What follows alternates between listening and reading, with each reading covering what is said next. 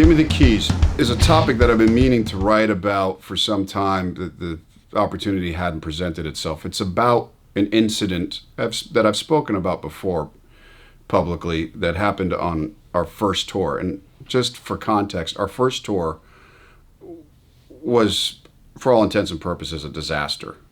Most of the shows, I'd say about half of them never happened.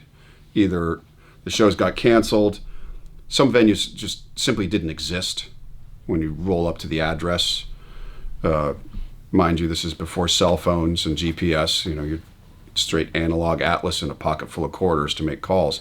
But that's how every first tour should be. You shouldn't have it any other way, because it's a good point of reference. Because if you're in a tour bus and you're suddenly complaining about something while you're in a tour bus, it's a good reminder that you're in a tour bus. So kindly shut up. We rolled up to this venue called the Outhouse in Lawrence, Kansas, which was an old agricultural shed of sorts in the middle of a cornfield. Drove into town, slept in the van, got there. It was a hardcore show with a dozen bands. We were supposed to play in the middle of the day.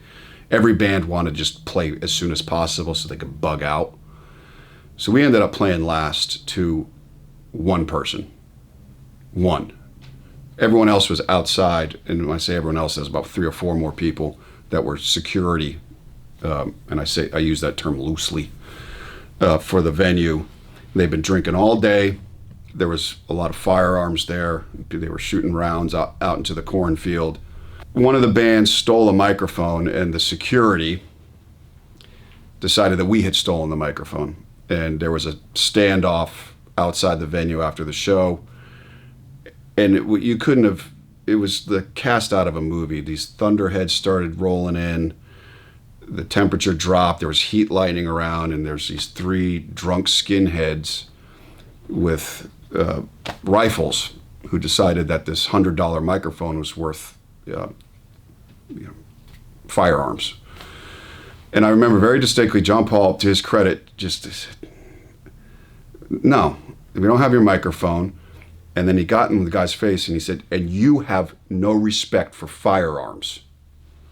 And that just took the air right out of the room. Well, it was outside. Took the air right out of the area we were in.